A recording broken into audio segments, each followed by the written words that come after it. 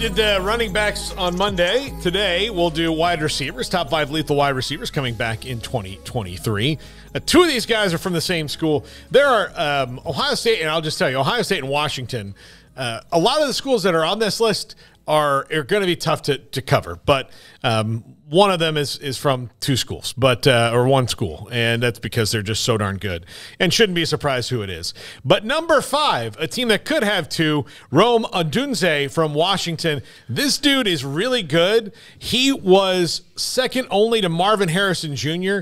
in one-on-one coverage last year, 605 yards receiving in one-on-one coverage last year in man-to-man. So if you were going to try to man him up, you're probably going to lose. Touchdown machine, really, really good player. They have, and I'm blanking his name all of a sudden. I had it in quarterback. I have Michael Penix, but they have, I want to say his first name's Jaleel, but their other wide receiver is really, really fantastic too. Washington is going to be somebody to be reckoned with, and I do think that they are going to really contend for that Pac-12 title all year long because of Penix and everything else they've got going. They've got a very deep offense. Their defense kind of undid them a little bit at times last year. We'll see if they've improved that. But this is a wide receiver you do not want to man up because he is probably going to beat you. Yeah, he's a really good player. Are you thinking of Jalen McMillan? Jalen McMillan, thank you. Sorry. Yes. Yeah, he got a touchdown in the bowl game against Texas. No one went off. Odunze had 57 on 5, and then McMillan had 8 catches, 58 in a score. Well, I mean, they also have Jalen Polk, who was a freshman last year. Kid, right? He's from East Texas, and so, yeah, they are super stout, and plus having Penix back, and I don't know, I don't feel like they're really being overlooked, but it kind of still feels like they're being overlooked somehow. I don't know if that makes any sense. I mean, the Pac-12's crowded. When you've got Oregon, you've got USC, you got Utah, who's won it 2 years in a row. All the quarterbacks are coming back. So, yeah, you can probably – and because you've got the least well-known coach among those 4 probably in Kalen DeBoer, you're probably going to fall to the back of the pack. But, yeah, I see they're not overlooked, but they're in a thick conversation for the Pac-12 title. Yeah, I just don't think they're in that top tier. They're in a thick conversation for the Pac-12 title and maybe a playoff spot. But, I mean, they've got so much coming back, especially, they're on offense surrounding Penix, that it's going to be a lot of fun to see what they are able to do with it all. But, yeah, he's a great player. He's got probably the coolest hair in college football, and this dawned on me last year. If you look at his profile picture, and I don't know if it's still the same as it was, but just like super bleach blonde hair, just like, I don't know, it was a cool looking style that I don't typically see all that often, but he was rocking it and it looked pretty cool, and doesn't hurt that he's also a badass football player as well. But yeah, I mean, they had a pair of 1,000-yard receivers and Polk on top of that, so they're going to be loaded. And the year before he had 13. No, I'm sorry, I was looking at touchdowns. He had 7 touchdowns. And Penix is one of those that dinks and dunks, but he'll beat you over the top on it. He had threw 55 passes against Texas. And he's kind of like different when you watch him throw. Maybe it's because he's left-handed, but, man, they do have a lot of people back. Yeah. Number 4, Emeka Egbuka from Ohio State. This is the first Ohio State guy on the list. I bet you can all guess who the next one is. But this is the most lethal duo in the country at Ohio State, between him and Marvin Harrison Jr., who's on the list, and we'll get into that later. But it's good news for whoever the quarterback winds up being there, if it's McCord or Brown at Ohio State. And they're going to be good on offense. Ryan Day didn't get in the portal for a quarterback, which lets me know, as much as Ohio State fans are scared about the future of Ryan Day and what it could be because he's lost to Michigan twice and all that, I will say this. If he did not go in the portal scrambling for a quarterback, to me it means he feels pretty good about what he's got sitting there on the roster. Yeah. And I will give Ryan Day on quarterbacks the benefit of the doubt, considering the last 2 he's put through there, Justin Fields and C.J. Stroud, came out pretty darn good. Yeah, they did come out pretty good. But, yeah, Egbuka's a great player, only overshadowed by the other great player in that same wide receiver room, which we'll get to, as you said. But, yeah, I mean, they're as good as anybody at acquiring and compiling wide receiver talent. And that's not going to change this year now. They might have other schools like Washington, for example, with that 3-headed monster they have that can at least compete and have an argument over, who's standing tall at the end. But, I mean, just on paper, they've got over 2,000 yards receiving and like 24 touchdowns coming back with their top 2 receivers with him and who's to come. So, and that's not counting, the rest of the room. Yeah. That's just 2 guys that basically eclipsed like most output by an entire team of receivers across the country. So, yeah, I mean, that's been probably as good of a recruiting job as any out there, right? Would you say position-wise, like who's done the best job of recruiting a specific position over the last, however many years? You'd have to say Ohio State and wide receivers, like right there in that top of that conversation. Yeah, that's Brian Hartline, who's absolutely crushing it for them there. Number 3. Johnny Wilson from FSU. Homer pick. Well, you know what? He's 6'7". He runs like a deer. Go ahead and try and cover him. Yesterday you bumped a damn good running back for some guy that's a running back at Florida State. Well, another damn good running back. Yeah, Johnny Wilson. But it is your top 5. It's my top 5. I'm going to tell you, Johnny Wilson, going to be the biggest matchup nightmare in the country because, he is so tall and he's so fast. Now, he'll drop one every now and again, but – man, if you saw how he closed the year and how dominant he was, he is really something special. And before, I haven't even looked at the chat room. Paxton, before you ask, Xavier Worthy is not on this list, and I will tell you why. He was not really all in last year for Texas, and I think Texas fans know that. He had a hand injury. Yeah, but there was a little bit of, maybe not emotionally all in. I think he will be different this year, but that's why he's not on the list. Well, what the addition of Mitchell, Nayor is healthy, and now Worthy, he's they're going to be explosive. Well, he's going to have to have his head in it if he didn't previously, because if he doesn't, then there's other guys to go catch the footballs. Yeah, absolutely. So, it's up to Xavier Worthy how much he wants to be a part of that. But, yeah, he was dealing with, it seemed like, I don't know, something personally, and then, injury-wise as well, and that it all kind of added up. And a new quarterback, too. Yeah. Trying to find his footing. But Johnny Wilson, I think there's a lot of room for him to be better. I don't think that, you look at his numbers, especially compared to the other guys that we've seen popped up, and he's not top of the list, but, athletic attributes and potential and things like that, the team itself, he should be a focal point for them, and had some huge play. Had a huge bowl game against Oklahoma.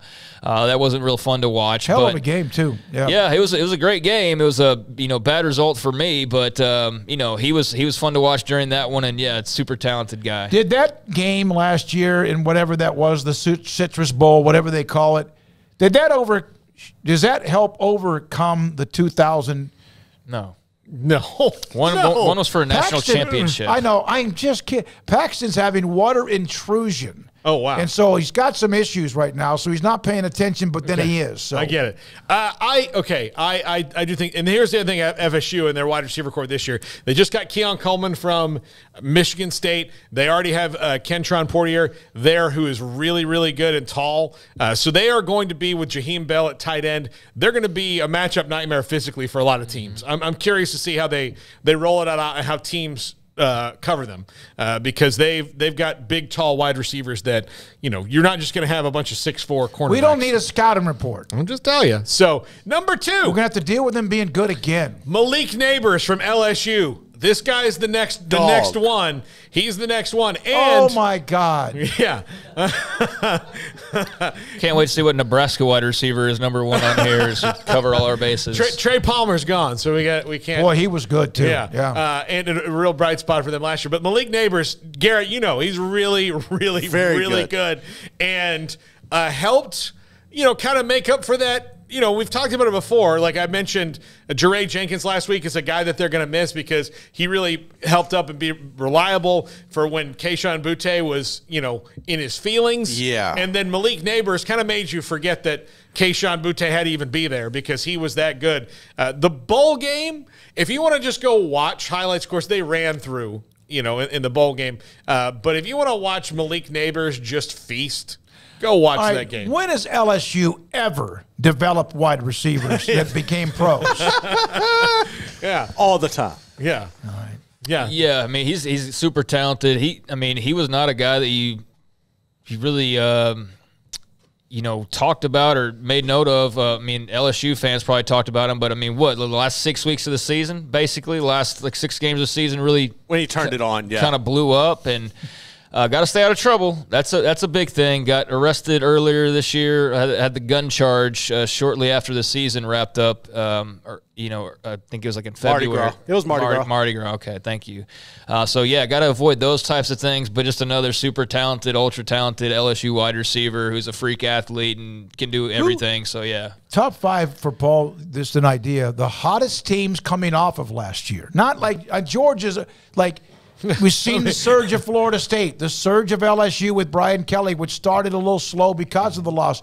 What we, just a thought. I don't think it's a bad one. I think, Well, thank you. I think if not for the bowl game, I would have put Texas on that list as well. But that's kind of a different. True. Yeah, I think with Nabers, like we've seen him now for a couple years. He's very good. I don't know that I would put him necessarily production-wise ahead of some of the other guys on this list because they've done a bit more and proven a bit more, but he has the capability of doing all of those same things and being, one of, if not the best guys out there for sure. Or the top overrated teams. Yeah, I also had to kind of separate the Ohio State guys, just so it wasn't. And the Washington guys. Just so it wasn't a Valentine to Ohio I get State. It, yeah. I think he's more of like his best is still yet to come, I think, moving forward. Yeah, especially with one more year with Jaden Daniels, a quarterback, number 1.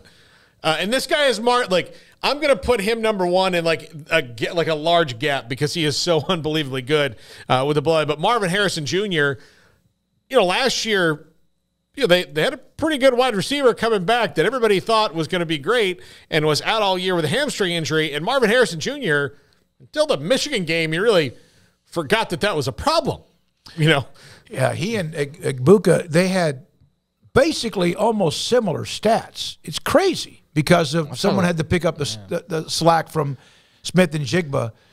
Man, and he's just a alpha with his father and lineage. And, he's a different guy. He's a different breed. By the way, we are 1 subscriber away from 30,000. Okay. Oh, I'm gonna unsubscribe. Go ahead, Craig. You were going to add something?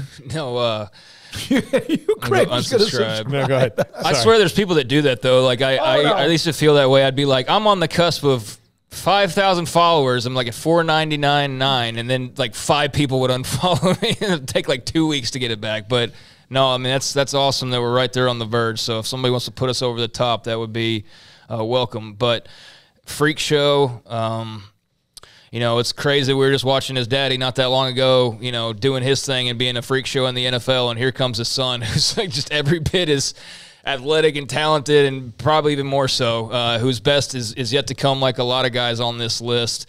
But yeah, he's the real deal. He's what you want and what you look for in a premier college football wide receiver, and he's going to put on a show this year, I have no doubt. 4 inches taller, it appears, than his father, and about 15 pounds heavier, and then also grew up in the football love of watching.